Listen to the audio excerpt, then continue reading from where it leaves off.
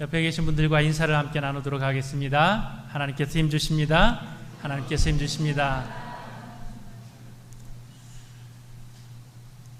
다시 요한계시록으로 돌아왔습니다. 전에 계속 말씀을 전하다가 종려주일부터 잠깐 쉬고 오늘 요한계시록 15장의 말씀을 함께 나누려고 합니다. 요한계시록 안에 하나님의 진노의 이야기가 계속 쏟아지거든요. 그 중에 굵직하게 3번의 진노가 쏟아지는데, 첫 번째는 인재앙, 두 번째는 나팔재앙, 세 번째는 대접재앙이 이렇게 쏟아져요. 오늘 그 클라이막스가 됩니다. 특별히 15장, 16장 이 두 장은 마지막 7개의 재앙이 쏟아지는 가운데 오늘은 서론이에요. 다음 주는 본론 이야기를 함께 나누려고 합니다.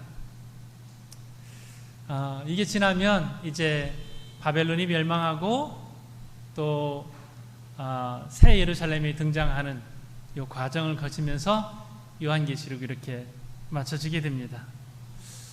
하나님께서 재앙을 쏟아 부으시는데 끝까지 하나님을 거부하는 세력들에 대해서, 하나님을 믿는 사람들을 핍박하고 그리고 하나님 앞에 경배하기를 끝까지 거부하는 이들을 향하여서 하나님이 계속 참아주시죠. 인내하시고 기다려주시고 참아주시고 은혜 베푸시고 그렇게 계속 하시다가 마지막에 끝에 하나님께서 진노를 쏟아 부으시는 그 장면이 나오게 되는 것입니다.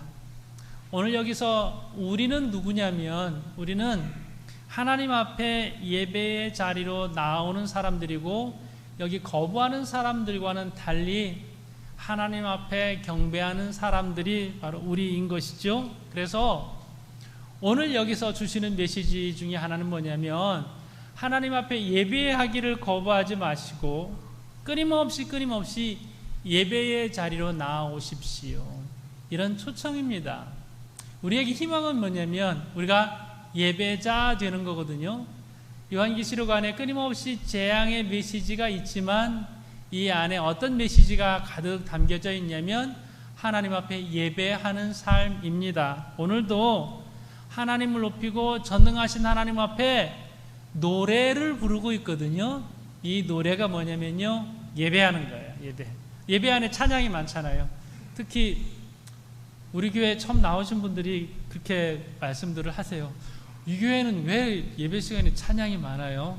원래 천국이 그런 거거든요. 하나님 앞에 드리는 것이, 하나님 앞에 우리가 드릴 수 있는 것이 찬양이에요. 찬양은 하나님을 높이는 것이고 하나님을 노래하는 것, 이것이 찬양인데요. 저와 여러분의 삶 안에 하나님을 높이고 하나님을 찬양하고 하나님을 예배하는 그러한 부분들이 가득 찰 수 있기를 바랍니다. 오늘 1절에 뭐라고 되어 있냐면요, 하늘에 또 하늘에 크고 이상한 다른 이적을 보매 7 천사가 7 재앙을 가졌으니 곧 마지막 재앙이라, 이렇게 되어 있습니다. 마지막 재앙이라. 하나님의 진노가 이것으로 마치리로다.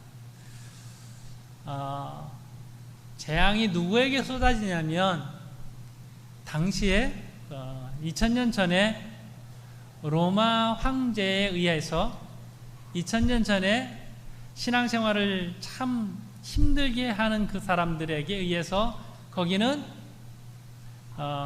강한 힘으로 핍박하는 사람들이 있고 그 힘이 너무 약해서 박해를 받는 사람들이 있습니다.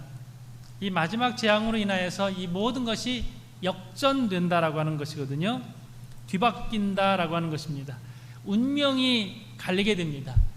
이 땅에서 핍박을 받고 하나님을 힘들게 믿던 사람들이 이제 마지막 때가 되면 하나님께서 그들이 승리의 노래를 부르게 하실 것이다. 역전을 이루어 주실 것이다 말씀을 하고 있습니다. 우리의 하나님이 이런 하나님이세요. 우리가 이 땅을 살아가면서 힘들고 어려울 때에 말씀을 굳게 잡고 또 흔들리지 않고 하나님 앞에 견고하게 서 있을 때에 하나님께서 우리로 하여금 승리의 노래를 부르게 인도해 주실 줄로 믿습니다. 말씀을 보면 요한계시록 6장에도 보면요, 하나님 이 땅을 언제 심판할 겁니까? 언제 우리의 피를 갚아주실 것입니까? 언제 우리의 원수를 갚아주실 것입니까? 언제 이 핍박과 고통이 끝납니까? 어느 때까지입니까? 지금 이 상황을 보면 어려움이 끝나지 않을 것 같은 그 힘든 시기가 계속 되는데, 그때 하나님께서 열어주실 해결책이 보이지 않습니다. 그런데 하나님 오늘 말씀이 뭐라고 되어 있어요? 끝이 있다라는 거예요. 그 끝이 있다라는 것은요, 두 가지로 볼 수 있을 거예요. 하나는 우리가 지금 겪는 이 어려움의 끝이 있다. 끝이 보이지 않을 때가 있잖아요. 언제 이게 끝날지 모를 때, 해결의 기미가 보이지 않을 때가 있어요. 그런데 하나님 분명히 말씀을 하세요. 성경 구석구석에서 말씀하세요. 지금 힘들지, 어렵지, 해결될 기미가 보이지 않지, 반드시 끝이 있다. 또 하나는 대적이에요. 나를 괴롭히는 이들도 있고, 또 예수 믿는 이들을 핍박하는 황제의 세력도 있어요. 그들의 세력이 너무 막강해서 끝이 보이지 않아요. 그런데 하나님이 그들 끝난다 이거예요. 저 악의 무리들, 핍박하는 무리들, 사악한 무리들, 떵떵거리는 저 강력해 보이는 저 사람들 뭐예요? 끝이 있다라고 하는 것이에요. 오늘 하나님께서 심판하시겠다라고 하는 것은 끝이 있다는 말씀이에요. 우리의 어려움의 끝이 있고, 그리고 악의 심판의 끝이 있다. 그래서 이 끝에 하나님이 노래하게 하세요. 참 마지막 재앙인데요, 이 재앙이 나오기 전에 하나님께서 노래하게 하세요. 성경에 노래가 많아요. 그리고 이 노래는 언제 많으냐면요, 이겼을 때 노래하게 하세요.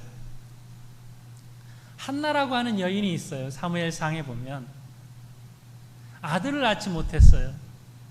그래서 서러움을 많이 당합니다. 이게 너무 복받쳐서 고통스럽습니다. 하나님 앞에 나와서 아들 주세요. 눈물로서 통곡하면서 기도해요. 하나님이 그 기도를 들으셨어요. 그리고 아들을 갖게 됐는데요, 그때 한나가 승리의 노래를 부르는 거예요. 한나의 노래. 다윗이 싸웁니다.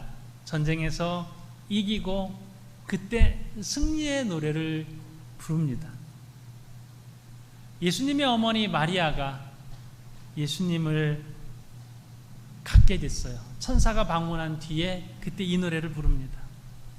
사사기에 보면 드보라라고 하는 여자 사사가 나옵니다. 근데 전쟁에서 멋있게 승리하고 나서 승리의 노래를 부르고 있습니다. 하나님은 우리의 인생에서 이 노래를 부르게 하세요.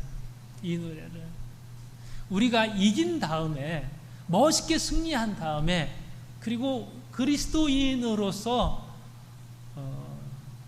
견디고 또 이긴 다음에 이 노래를 하게 하세요. 승리의 노래. 저와 여러분의 인생에 우리 하나님께서 이 노래를 부르게 하실 줄로 분명히 믿습니다. 오늘 여기서 누가 노래를 부를 것이냐, 이 말씀이 여기 있거든요. 그게 어디에 나오냐면요, 2절에 나와요. 15장 2절에 또 내가 보니 불이 섞인 유리바다 같은 것이 있고, 짐승과 그의 우상과 그의 이름의 수를 이기고 벗어난 자들이 유리바다 가에 서서 하나님의 검은고를 가지고 뭐예요? 노래한다는 거거든요. 누가 이 노래를 부르냐면요, 짐승과 그의 우상과 그의 이름의 수를 이기고 벗어난 자들이에요. 우상은 그리스도인들에게 무엇을 요구하냐면 타협을 요구해요. 적당히 하라고 해요. 다른 사람도 이 정도 죄는 다 짓는다고 해요.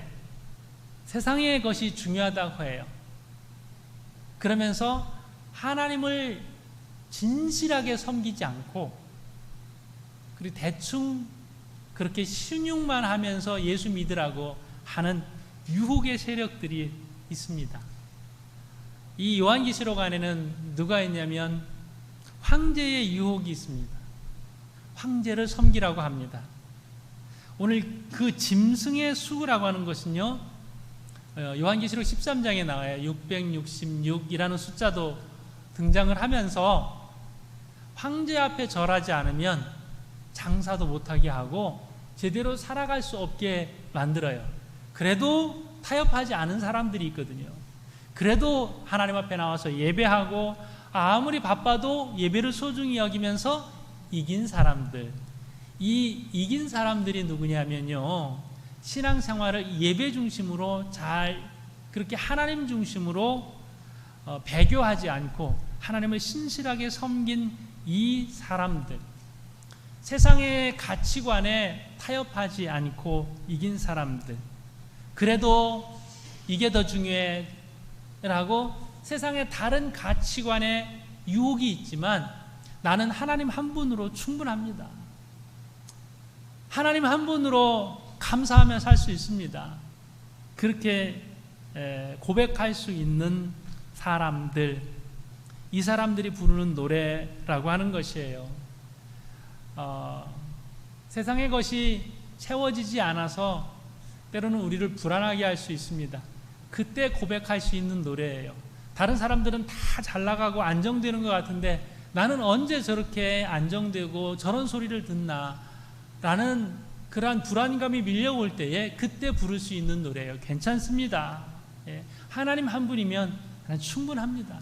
내 안에 신앙이 있어서 내가 흔들리지 않고 이렇게 힘든데도 내가 찬양할 수 있으니 얼마나 감사합니까? 나는 흔들리지 않습니다. 이렇게 고백하는 사람들이 부를 수 있는 노래, 이것이 승리의 노래예요. 그런데 이 노래를 어린 양의 노래라고 여기 되어 있어요. 그리고 또 하나는 모세의 노래 이렇게 되어 있어요. 이것은 출애굽기 15장에 나오는 노래예요. 모세가 이스라엘 백성들을 이끌고 애굽에서 빠져나와서 가나안 땅으로 갑니다. 그런데 어디에 백성들이 섰냐면요, 홍해라고 하는 바다 앞에 서 있습니다. 그 앞을 지나갈 수가 없는, 이것은 장벽이에요. 돌아가려고 하니까 뒤에는 애굽 군대가 쳐들어오고 있습니다. 굉장히 당황스러운 상황이 됐습니다. 저 애굽 군대는 이스라엘 백성들을 다 죽이려고 그렇게 오는 상황이거든요. 어떤 상황이에요? 앞으로 나아갈 수도 없고 뒤로 후퇴할 수도 없어요. 완전히 절망적인 그러한 상황이 바로 이런 상황입니다. 자, 이때에 어떻게 돼요? 하나님께서 홍해를 가르시고 이스라엘 백성들을 앞으로 나아가게 하셨습니다. 그리고 노래하게 하십니다. 이것이 이스라엘 백성들이 부르는 찬양이에요. 내가 꼼짝할 수 없는 상황에서, 정말 절망적인 상황에서 하나님께서 길을 열어주시고 노래하게 하셨어요. 이게 모세의 노래예요. 출애굽기 15장 11절의 말씀을 보니까요, 여호와여 신중에 주와 같은 자 누구니이까? 주와 같이 거룩함에 영광스러우며 찬송할 만한 위엄이 있으며 기이한 일을 행하는 자 누구니이까? 하나님을 찬양하는데 이 하나님의 이름을 뭐라고 부르냐면요, 전능하신 하나님이에요. 3절에 보니까요, 모세의 노래 어린 양의 노래를 불러 이르되 주 하나님 곧 전능하신 이시여, 이렇게 하고 있습니다. 하나님을 뭐라고 부르냐면요, 전능하신 하나님입니다. 정말로 내 힘으로 아무것도 할 수 없는 상황에 이를 때가 있어요. 이스라엘 백성들이 처한 상황과 똑같습니다. 앞으로 나아갈 수 있으면 앞으로 가자, 이렇게 하면 됩니다. 앞이 막혔으면 뒤로 돌아가자, 이렇게 할 수 있는데 두 가지 중에서 아무것도 할 수 없는 그런 상황이 있습니다. 내 힘으로 할 수 있는 일이 아무것도 없을 때, 그때 뭐 해요? 내 힘으로 할 수 있는 일이 있을 때는 최선을 다해야죠. 그게 하나님의 뜻이죠. 그러나 내 힘으로 할 수 있는 일이 없을 때, 그때는 우리는 하나님을 바라볼 수밖에 없는 겁니다.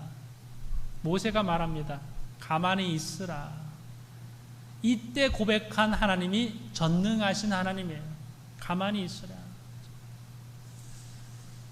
이스라엘 백성들은 절망하고 우리는 여기서 죽는구나 그렇게 생각했습니다. 우리가 내 힘으로 할 수 있는 일이 아무것도 없을 때에 이때 우리는 무엇을 고백하냐면 이제 하나님이 일하실 차례. 믿습니까? 이제 하나님이 일하실 차례. 이제 하나님이 나를 사랑하시는 것을 내가 경험할 차례. 이것이 전능하신 하나님에 대한 고백입니다. 모세의 노래, 어린 양의 노래는 바로 이 노래라고 하는 것이죠. 아브라함이 하나님의 약속을 받습니다. 아들이 없을 때 내가 너에게 아들을 줄 것이다. 그 아들을 통하여서 큰 민족을 이룰 것이다. 이 약속을 주십니다. 그때 그는 하나님에 대한 전적인 신뢰를 하지 못하고 하갈을 통하여서 다른 아들을 얻습니다. 그리고 나서 99세가 됐을 때 하나님께서 이렇게 말씀하십니다. 나는 전능한 하나님이다. 아브라함에게 그 육신으로는 도저히 아들을 얻을 수 없는 그 나이, 그때에 하나님께서 말씀하신 것이 전능한 하나님이에요. 그리고 그 하나님께서 이삭이라고 하는 아들을 주셨습니다. 내 힘으로 할 수 없을 때에 저와 여러분이 함께 이 노래를 부를 수 있기를 바랍니다. 제가 믿는 하나님은 전능한 하나님입니다. 내가 아무것도 할 수 없는 이 연약한 때에 하나님께서 일하실 것을 분명히 믿습니다.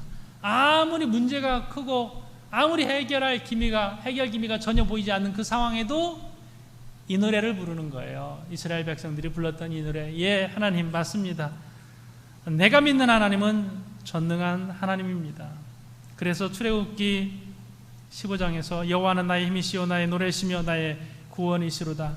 그는 나의 하나님이시니 내가 그를 찬송할 것이요 내 아버지의 하나님이시니 내가 그를 높이리이다. 홍해를 건넌 이스라엘 백성들의 고백은 하나님은 전능한 하나님입니다. 이렇게 고백했습니다. 그리고 마지막 초대교회에서 황제의 핍박 가운데 너무 힘들게 신앙생활하는 그 절망적인 상황 가운데에서 하나님이 또 이 노래를 부르게 하십니다. 전능한 하나님의 노래를 부르게 하셨습니다. 그리고 이 재앙으로 말미암아서 모든 재앙이 맞춰질 것을 말씀을 하고 있습니다. 이게 마지막 재앙이다. 그럼 마지막이라고 하는 그 시점에서 무엇을 생각을 합니까? 더 이상 기회가 없다. 이렇게도 볼 수 있겠죠. 이게 끝이다. 그런데 이 마지막 재앙을 하나님께서 허락하시면서 7절의 말씀에는 이렇게 기록하고 있습니다. 네 생물 중에 하나가 영원토록 살아계신 하나님의 진노를 가득히 담은 금대접 7을 그 7 천사들에게 주니, 이 금대접이 나오거든요. 이 금대접은 요한계시록에서 여러 번 그렇게 기록을 하고 있어요. 금대접은 뭐냐면요, 성도들의 기도를 담은 대접이에요. 우리의 기도가 하나님 앞에 올려졌어요. 근데 하나님은 우리의 기도를 금대접에 소중하게 담으십니다. 지금 심판이 이루어지고 이스라엘 백성들에게 구원이 이루어지는데 그것이 그냥 이루어진 것이 아니라 성도들의 기도를 담은 금대접이 쏟아짐으로써 이루어졌다라고 하는 것이에요. 자, 우리가 하나님의 응답을 받고 때로는 그것이 악에 대한 심판이 될 수 있고요, 하나님의 어떠한 역사가 이루어질 수 있는데, 어떠한 일이 이루어진다라면 하나님께서 우리의 기도를 소중히 받으셨다라고 하는 것이에요. 자, 그래서 하나님께서 마지막 심판을 이루어 가십니다. 이게 마지막이다, 이렇게 말씀을 하고 있습니다. 그러면 하나님은 분명히 오래 참으시고 자비하신 분이시지만은 언제까지 참아주시는 분은 아니시다. 이것은 엄중한 경고입니다. 다 계속 하나님은 뭐 사랑이셔, 하나님은 이 정도 다 이해하셔, 하나님은 언젠가는 나를 받아주실 때가 올 거야. 계속해서 자비하신 하나님으로 미룰 수만은 없다라고 하는 것이죠. 그렇게 하나님은 자비하신 하나님으로 우리를 참아주시지만은 끝까지 참으시는 분은 아니시다. 마지막에는 심판이 있다. 그러면 오늘을 살아가는 우리의 삶의 방식이 달라질 수 있습니다. 아직 하나님께서 우리에게 기회를 주신 오늘의 시간을 우리가 어떻게 살 것이냐라고 하는 부분은 아주 중요한 부분입니다. 오늘을 어떻게 살 겁니까? 매 순간이 마지막 기회인 것처럼 긴장하고 매 순간이 마지막 기회인 것처럼 하나님의 축복으로 여기면서 아직 그 시간이 오지 않았다는 것은 오늘 하나님의 은혜로 살아가라고 하는 하나님의 메시지로 받아들일 수 있습니다. 그러면 오늘 우리의 시간은 은혜의 시간입니다. 고린도전서 6장 2절의 말씀대로 보라 지금은 은혜 받을 만한 때요 보라 지금은 구원의 날이로다. 하나님께서 분명히 마지막 때가 있을 것이라고 말씀을 하셨습니다. 그러면 마지막 때가 있을 것을 알고 오늘 우리는 최선을 다하는 삶을 살아야 할 것이고 오늘 우리는 시간을 아껴야 할 것이고 오늘 우리는 더 사랑해야 할 것이고 오늘 우리는 더 참아줘야 하고 오늘 우리는 더 서로를 섬기는 삶을 살아야 할 것입니다. 그래서 매 순간 우리의 생각이 어떻게 하면 오늘 하나님께 영광을 돌리며 살 것인가, 이것이 마지막 심판의 메시지를 보면서 우리가 가져야 될 삶의 자세입니다. 그래서 이것이 마지막이다 라고 하시는 하나님의 엄중한 경고가 그러면 우리는 구원을 얻겠구나, 그러면 하나님께서는 일하시겠구나, 하나님 전능하신 하나님께서 일하시겠구나 생각을 하면서도 또 마지막이 올 것인데 아직 오지 않은 그 시점에서 오늘 우리는 소중한 삶을 살아야 한다고 하는 메시지입니다. 오늘을 감사하면서 오늘 주시는 하나님의 은혜를 감사하면서 오늘의 시간을 더 소중히 하면서 그리고 오늘 여전히 전능하신 하나님께서 저와 여러분의 삶에 개입하실 것을 분명히 확신하면서 나아가시기를 주님의 이름으로 축복합니다. 이렇게 기도하겠습니다.